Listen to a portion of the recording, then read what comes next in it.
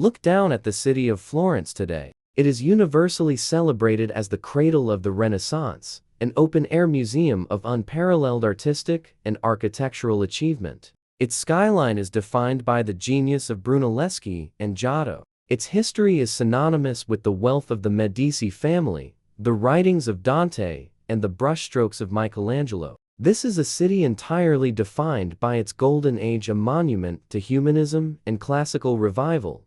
But if we strip away the Renaissance, if we erase the Medici, dismantle the Great Dome, and rewind the clock to the year 1000, the Florence we know ceases to exist. At the dawn of the second millennium, Florence was not an empire of art or finance. It was a dense, grimy, and violent medieval outpost struggling to establish its identity. Yet, this exact moment, the turn of the first millennium, marks the most crucial pivot in the city's history. It is the precise era when a small, overshadowed Roman settlement began to lay the foundational economic, political, and social groundwork that would eventually build the modern world. Today, we will walk the unpaved streets of pre-Renaissance Florence. We will reconstruct its fortified towers, observe the daily grind of its earliest merchants, and witness the raw, gritty reality of a city standing on the precipice of an awakening.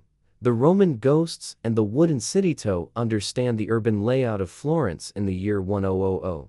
We must look at what it was built on top of. Florence, originally named Florentia, was founded in the 1st century BC as a settlement for Roman army veterans. Because of this, its core was designed as a castrum, a standard Roman military grid.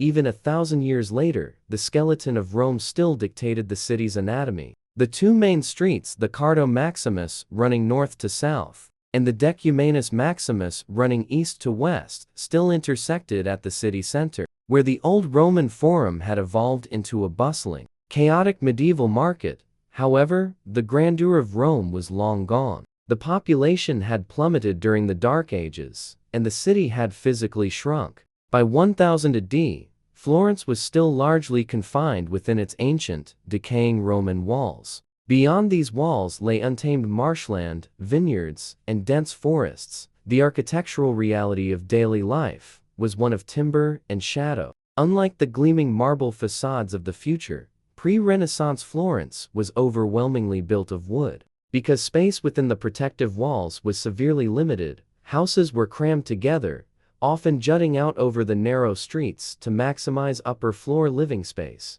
These overhanging wooden extensions, known as sporti, blocked out the sunlight, leaving the unpaved streets below in perpetual gloom. Ancient Roman monuments that survived the centuries of neglect were ruthlessly cannibalized. The massive Roman amphitheater, which sat just outside the eastern wall, was not preserved as a historical site. Instead, its curved stone arches were blocked up, its corridors divided, and it was transformed into a dense, circular complex of peasant housing and workshops. In the year 1000, history was not something to be admired. It was raw material to be used. The rise of the tower house while the common people lived in cramped wooden dwellings. The skyline of 11th century Florence was beginning to bristle with a new, terrifying form of architecture, the torre, or tower house. By the year 1000, the feudal system that dominated the European countryside was beginning to shift. Powerful rural nobility, who traditionally lived in fortified castles in the Tuscan hills, began to move into the city limits to involve themselves in the growing urban economy and politics. But they brought the violent, militaristic culture of the countryside with them, because there was no strong, centralized police force to maintain order. Aristocratic families formed consortory armed clans bound by blood and oath. To protect themselves from rival families, they built massive stone towers, some reaching over 50 meters high. These were not palaces. They were vertical fortresses. The ground floor walls were often over a meter thick, completely devoid of windows, serving only as a heavily defended entrance and a storeroom. Living quarters were on the upper floors, accessible only by retractable wooden ladders. When violent blood feuds inevitably erupted between rival clans, the streets of Florence became war zones. Families would barricade themselves in their towers, raining rocks, boiling water, and crossbow bolts onto the streets below. To bypass the dangerous ground level, allied families constructed temporary wooden footbridges between their towers, creating a secondary, suspended city in the sky, entirely controlled by the nobility, the Margrave, the bishop, and the shift of power. Violence of the tower-dwelling nobility required a firm hand. And around the year 1000, the political destiny of Florence shifted dramatically. For centuries, the capital of the Tuscan region had been the nearby city of Lucca. Florence was merely a secondary town, but in the late 10th century, a powerful figure emerged, Hugh, the Margrave of Tuscany, known to history as Hugo the Great, a vassal to the Holy Roman Emperor. Hugh recognized the strategic value of Florence, sitting at a crucial juncture of the Arno River. In the year 1001, he officially transferred the administrative center of the Margraviate of Tuscany from Lucca to Florence. This single political decision altered the trajectory of the world. By making Florence his primary residence, Hugh the Great brought the imperial court,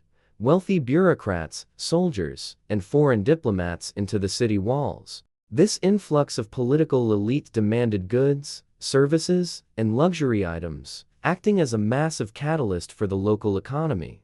However, the Margrave was not the only absolute authority. In pre-Renaissance Florence, the church held immense temporal power. The Bishop of Florence was a secular lord in his own right, controlling vast estates outside the walls, and commanding his own military retinue. To solidify their power, the ruling elite poured their wealth into religious foundations. In 978, Margrave Hugh's mother, Willa, founded the Badia Fiorentina, a Benedictine abbey located inside the city walls. This wasn't merely an act of piety. The abbey served as a massive economic engine, managing farmlands, storing grain, and employing hundreds of laborers. In the year 1000, political control was a delicate, often tense balancing act between the military might of the Margrave, the spiritual and landholding power of the bishop, and the violent independence of the noble clans. Daily life, occupations, and survival for the average Florentine. Life in 1000 AD was grueling, defined by manual labor and the relentless struggle for sustenance. The population was small, estimated at roughly 5,000 to 10,000 people, but it was rapidly growing. The social classes were rigidly defined. At the bottom were the serfs and laborers who worked the surrounding lands, but lived within the protective walls. Above them was the embryonic popolo, the common people, consisting of artisans, butchers, bakers, and blacksmiths, while the massive banking houses of the Medici were still centuries away. The seeds of Florence's future wealth were being planted in the year 1000 through the textile trade. The earliest iterations of the wool guilds were beginning to form. Raw, coarse wool was brought down from the Apennine Mountains. The laborers scoured the greasy fleeces in the Arno, beat them, spun them into thread, and wove them on heavy wooden looms. It was not yet the fine, high-quality cloth that would later dominate Europe, but it was the beginning of an industrial mindset that would define the Florentine character. The daily diet was fundamentally different from modern Italian cuisine. The tomato, heavily associated with Italy today, would not arrive from the Americas for another 500 years. In 1000 AD, bread was the absolute staple of life. For the wealthy, it was baked from finely milled wheat. For the poor, bread was made from rye, barley, or, most commonly, chestnut flour gathered from the surrounding forests. Meat was a luxury. When consumed, it was typically pork, heavily salted to last through the winter. The Arno River provided a steady supply of freshwater fish, and the diet was supplemented with cabbage, onions, and legumes. Water from the city wells was often contaminated by the proximity of latrines, and livestock, pigs and chickens roamed freely through the muddy streets, so watered down, low-alcohol wine was the standard beverage for citizens of all ages. The river and the road, the lifeblood of Florence's growing economy, was the Arno River. But in the year 1000, the Arno was not the picturesque, regulated waterway seen today. It was a violent, untamed force of nature, prone to catastrophic flooding that regularly wiped out riverside workshops and drowned citizens.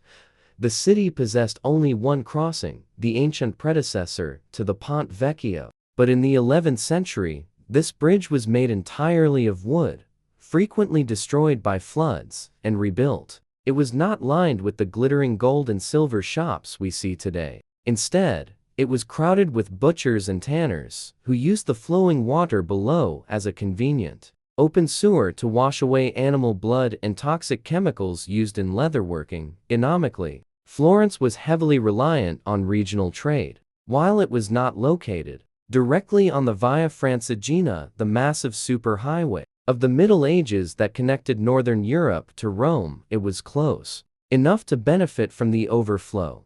Merchants from Florence utilized the Arno to navigate flat-bottom barges down to the powerful maritime Republic of Pisa on the coast. From Pisa, Florentine goods, though humble at this stage, could reach the broader Mediterranean world. Salt, brought upriver from the coast, was the most heavily taxed and valuable commodity, essential for preserving food. In the bustling Mercato Vecchio, peasants traded excess grain and eggs for iron tools, while the nascent merchant class began to deal in raw silk and spices trickling in from the east. The concept of credit and international banking did not yet exist here, but the physical trade networks that would soon facilitate them were being forged. The beacon of the Baptistery, the spiritual center of pre-Renaissance Florence, stood a building that predated almost everything else in the city. The Baptistery of St. John. While the great cathedral of Santa Maria del Fiore, the Duomo, would not be started for another 300 years,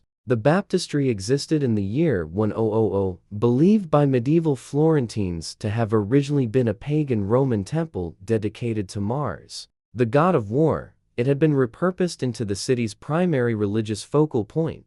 The Baptistery was more than just a church. It was the ultimate symbol of civic identity. In an era defined by extreme social division, clan warfare, and violence, the Baptistery was the one unifying force. Every single child born in Florence, regardless of whether they were the son of a powerful Margrave or the daughter of a destitute wool washer, was baptized in the exact same font inside this octagonal building. This shared religious initiation created a profound, collective psychological bond among the citizens. To be Florentine was to be baptized in San Giovanni. This deep intertwining of intense civic pride, religious devotion, and localized identity was the cultural bedrock upon which the entire Renaissance would eventually be built. The Florence of 1000 AD was a city of stark, gritty survival. It was a muddy, congested maze of wooden houses, overshadowed by the terrifying stone towers of a violent nobility. Its people toiled daily over harsh looms, ate coarse bread, and lived at the mercy of the untamed Arno River. It lacked the marble, the philosophy, and the towering genius of the Renaissance. Yet, this rough, embryonic outpost is exactly what made the Renaissance possible. When Margrave Hugh moved the capital here, he brought the wealth and administration that forced the local economy to evolve. The harsh conditions forged an incredibly resilient, industrious merchant class that would soon overthrow the violent tower-dwelling nobles, establish a republic, and transform their humble textile trade into a global banking empire. Without the muddy, fortified Florence of the 11th century, there would be no Medici, no Da Vinci, and no rebirth of classical art. The beautiful, monumental city we admire today was not built by magic. It was built upon the sweat, the blood, and the relentless endurance of the men and women who survived the Middle Ages. They laid the stones, wove the cloth, and held the walls, quietly preparing the ground for the greatest explosion of human creativity the world has ever seen.